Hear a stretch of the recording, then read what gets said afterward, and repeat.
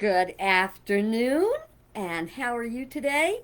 Welcome to our visit. It is today we're going to be looking at embracing change and the Epiphany. Today is the Epiphany, which some people call Little Christmas. And so I invite you to sit down, relax. This is the last day of the holiday. Traditionally, I eat whatever holiday treats are left and stuff like. I didn't have very many this year, so but I am having my little. This is Wisnowska, which is a Polish cherry liqueur, and so I'm going to sip on a little bit of that and then put the rest of the bottle away till next Christmas. And one of those little bottles can last me like, oh, I don't know, 4 or 5 years, unless I actually have company. And if the pandemic goes away, then we'll probably have company and I'll be able to use it. But right now, I do have company, and it's you. And so I would like to wish you a most wonderful and happy Christmas, the end of the Christmas season, a wonderful and prosperous new year, and a sip to make it official. Oh, it's delicious. And it's very sweet. The last thing I need right now. So, if you don't know me, my name is Reverend Alicia Leslie. I am an ordained Unity minister, retired from the pulpit, and sharing my ministry online. You can go to YouTube and look up Alicia Leslie, Mundane Mystic, and you'll come up with my channel page, and you can explore the playlist. I got a whole bunch of things. As I said the other day, I've got over 415 videos. A lot of them are in series, some of them are Sunday messages, so, enjoy it. Also, note that I cannot see your comments. If you're commenting here, I can't see it. I did do more work on trying to figure out what was wrong, why I kept getting that FPS message, and found out that it is because there's nothing I can do. It's about my internet connection. Well, there is something I'm going to try, and I didn't have time to try it today for a very good reason. Uh, I'm going to try to use my hotspot when I do the videos because that goes right through my phone, and I may get a better connection. I'm just learning about hotspots now, so gotta learn something new every day, right? Speaking of every day, let's take a look at today's National Day calendar. And they didn't even mention the Epiphany, so I guess that's because it's probably a religious celebration, and it's also around the world, so it would be international. In any event, today is National Cuddle Up Day, and we're supposed to take some time to cuddle up with someone we love, and that would, in my case, be my beloved Tishy, who's the only one that's available to me. She is snoozing again. Her schedule's off with mine. I gotta tell you, I'm having, and if you got any clues on how I can help myself get past this, please do put the comments in. I can read them later, or you can private message me. I am having a terrible time with my sleeping since I came back from Utah. Amongst other things, my daughter's schedule is very different than my own. She sleeps later, stays up later.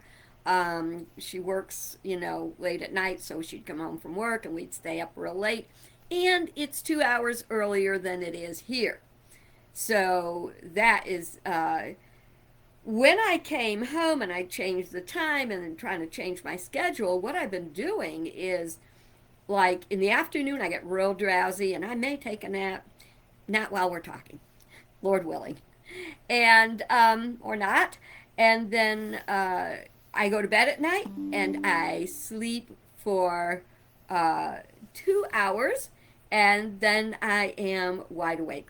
I just noticed my computer is in battery saver, so I've got to change it, which I'm going to do right now. So give me a second to plug it in.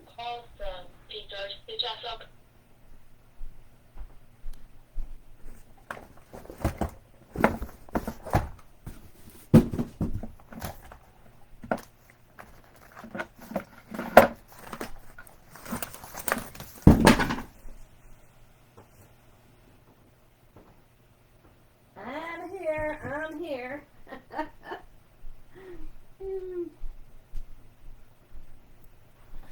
Oh, okay. You probably heard noise of things falling over when I was doing that. Um, I am doing my undecorating. If you can see, my things are gone, and I'm changing them over, and I have to pack things back. Uh, so, because that's what I do. On the Epiphany. I take down the tree, take down all the decorations. Okay. All right. Well, let's go back to Cuddle Up Day because that's a much better thought than all this craziness. Um, it's okay. You're supposed to cuddle with someone, and so for me, this is my plan for the day, which is some sort. It's coming along to watch Christmas movies that I didn't get to watch as I put my ornaments away. And I'm very particular how I put them away. So Tishy and I were cuddling, watching some TV, then I'm putting things away, then we're cuddling and I'm watching another movie, and I gotta tell you, I am enjoying it very much. So cuddle up day, cuddle up with somebody. If you haven't got somebody to cuddle up with, well, cuddle up with your pillow and close your eyes and see someone that you love. Okay. With Cuddle Up Day, the other thing I was thinking about is, well, today is also National Technology Day. These, believe it or not, these two kind of work together. First of all, I give thanks for the technology that makes it possible for us to visit on the internet. And one day I want to start doing something on Zoom, and I hope I find some of you that will care to join me in that. The hard time is picking a time because my ministry stretches actually around the globe because I've got people everywhere that I connect with. Technology is a wonderful thing. Like my dad said, though, it ain't what you got, it's what you do with it that counts. And that is very true. It can be a good thing, it can be a bad thing, it can be a thing that brings us together, it can be a thing that divides us. So, as you're working with technology, I invite you to stay very conscious of a very important fact. We need two things. We need high tech. High tech, it does wonders for us. It can help us in everyday living and having a better life and a healthier life. And we need high touch. We need each other. And see, there is an underlying a depth of sadness in us. Whether you feel it or whether you don't, there is in the division that is in our country now. We are aching because of our separation. We are aching because of the divisiveness and the hatred, and we really need to come back together. And of course, it's not on the National Day calendar yet. I'm sure somebody's going to put it there, but we're probably going to look annually at our January 6th awakening, Epiphany, about the work we need to do and the importance of coming back together. So we enjoy our high tech and we enjoy our high touch to reunite. And this is not just about our country, It's the other places in the world, the other countries, and a lot of talk these days about aliens. So it could be even beyond. And I'm not just being funny. I will tell you something. If you've ever had any kind of an alien experience or talked to anyone that did, we got to think twice. For the people that say, "Oh, there's no such thing as life elsewhere than here on the planet," that is about the most arrogant thing I've ever heard. Uh, and it would certainly be shortchanging God to think that there's this whole big universe and God's focused on us here on planet Earth. No, no. Um, so, I think I probably have told you before, I read a book one time, Why They Are Here. It's about aliens, and it said that they are here to keep us from blowing ourselves up. Because if we do that, we're going to generate a horrible experience um, in our uh, galaxy, solar system, and that will create like a black hole, and so it's bigger than all of us. And rightly used, it's better. Together, we're better. Well, that was one of those toots I go off on sometimes. I hope you got something good out of that.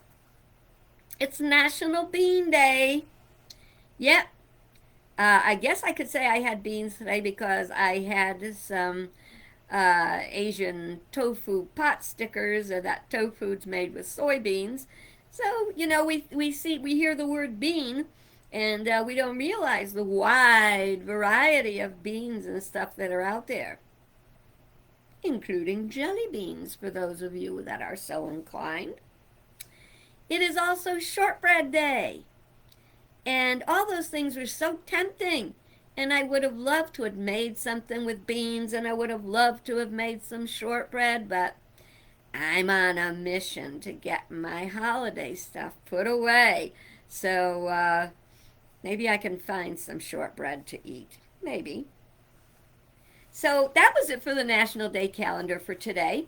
And now we're moving on to our day that we're celebrating, which is the Epiphany, Little Christmas, the 12th day of Christmas. I'm sure you've heard all those terms.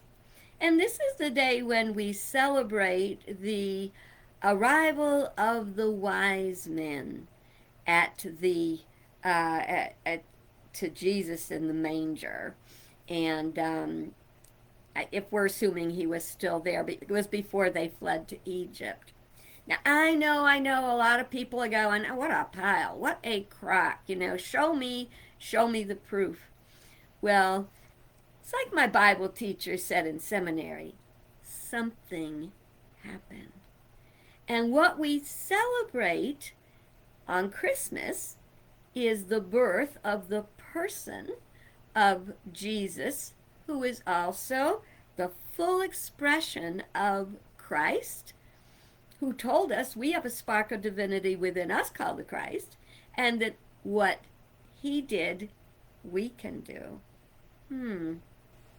Have you raised any dead lately? Have you healed any sick? Because we haven't done it, does that mean it's not possible? Or does that mean what I believe? We're not there yet, but we're working on it. So we have this celebration of the birth of Jesus the Christ, and that followed Hanukkah, the celebration of light in the Jewish theology. And now, with the arrival of the wise men, that is like wisdom. They were magi, which also can it can envelop the concept of magician, magician. But it's not about illusionary magic. It's about things that seem to be beyond what you and I can understand. And I promise you, there are so many wonderful things out there that we may not understand right now, but as we have those awakening, those moments, those, shall I say, epiphanies, See, because that's another thing. An epiphany is a moment of awareness. So the wise men were, they were seeking. They were seeking. They knew there was something better, and they were seeking it. And they read the not just scriptures, but they read all kinds of ancient writings. They said they were Zoroastrian. So they're looking at all these things, and they were studying the stars and astrology. And that's another thing where a lot of people will say, "Oh, astrology, that's just a pile of bunk." Really? Well, I've taught astrology and I studied it for a long time, and I'll say, okay, it's like many of the issues that we're in trouble with in our world right now, such as conspiracy theories, which means that you're spouting out a whole lot about you, what you know this about. So a lot of the people that say, oh, there's nothing to astrology, they just have not opened up to the spiritual implications. I call astrology a part of the mechanics of God, of principle working. So on a spiritual and metaphysical level, I don't think a whole lot about it.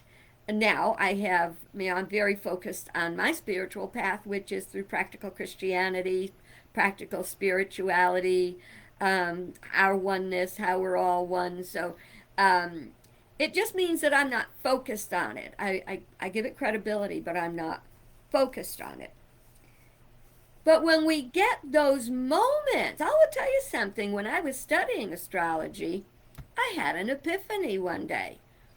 I looked at my chart. Now, some people say, oh, well, you just make stuff up, when you look at your chart, like you say, oh, yeah, that makes sense, and it could apply to anybody.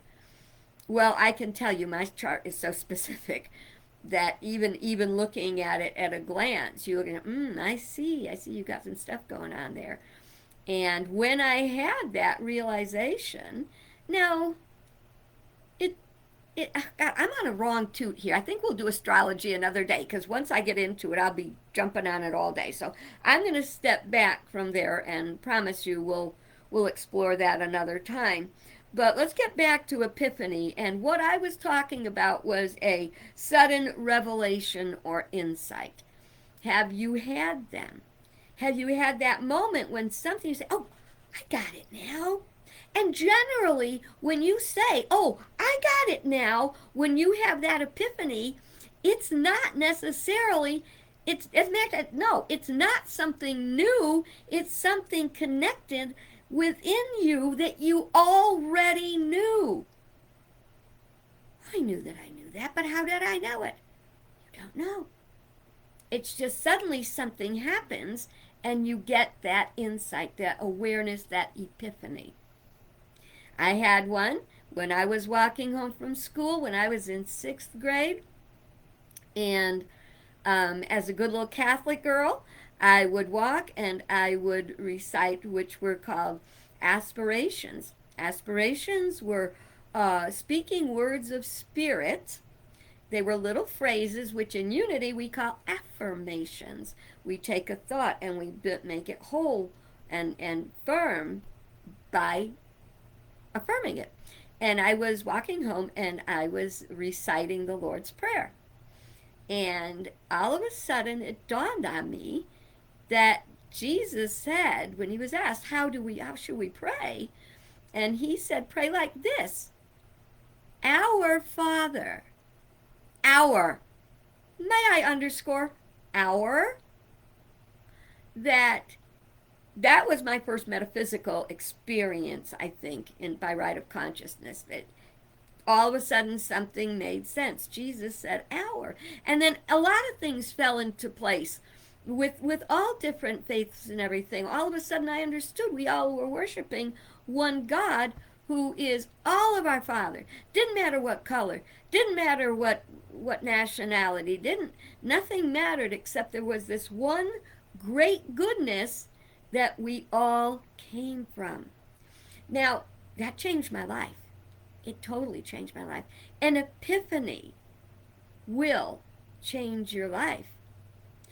as we're talking about embracing change, we have to understand the little part of us doesn't want to change. I don't want to change. Things are fine just like they are.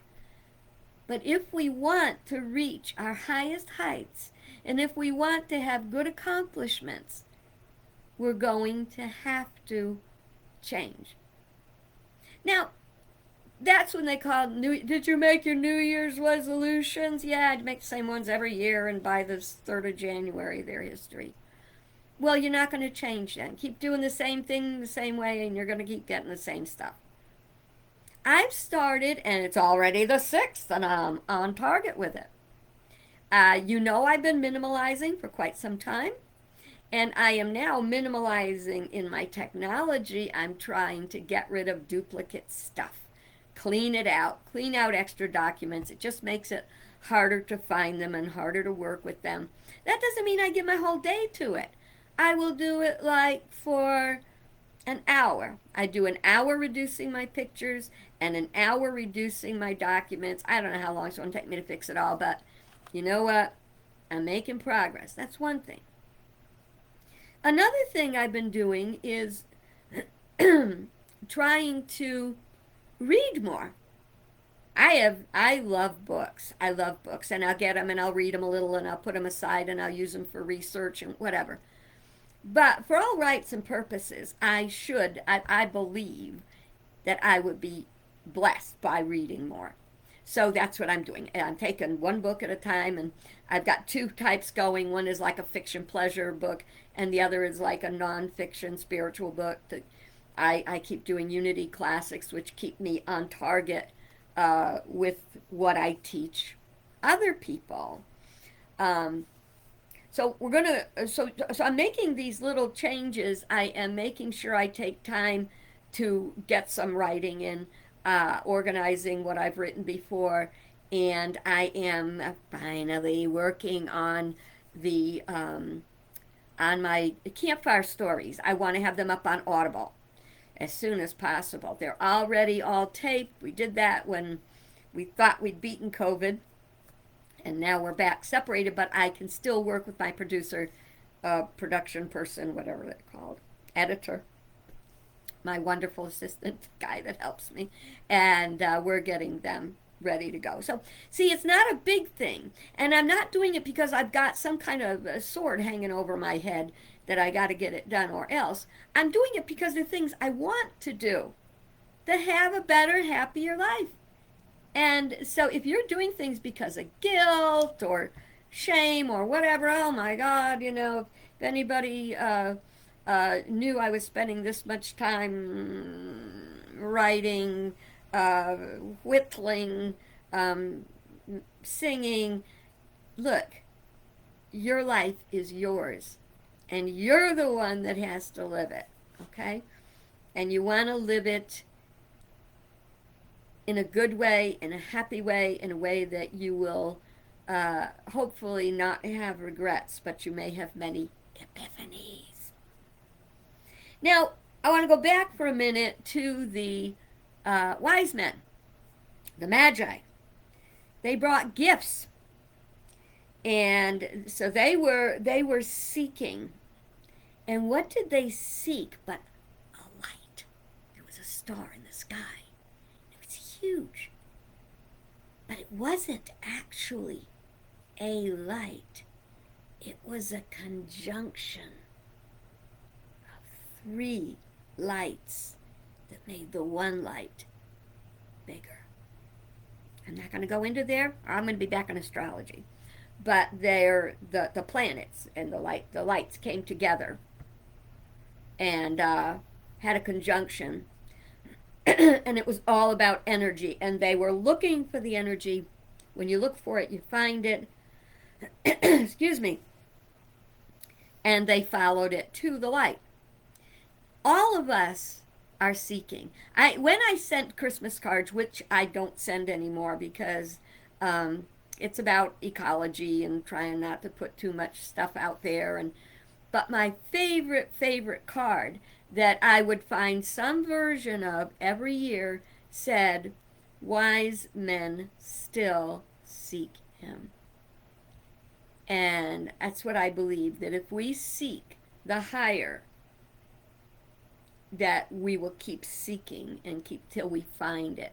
And I consider myself both a seeker and a finder, because what I've found in my life has brought a lot of enlightenment.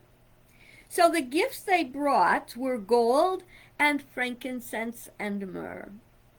And in a very brief metaphysical perspective, my metaphysical perspective, gold is perceived as being very valuable. It can also represent resources. Okay. Frankincense was an incense.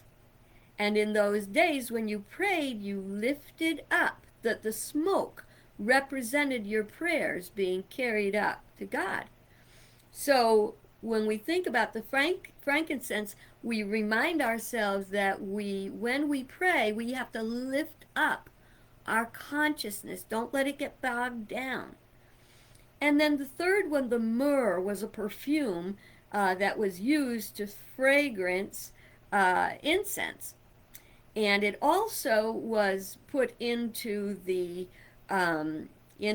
ointments that they would use in preparing a body for death, which they said foretold of the what would happen to Jesus in his life. However, we remember that Jesus taught about eternal life.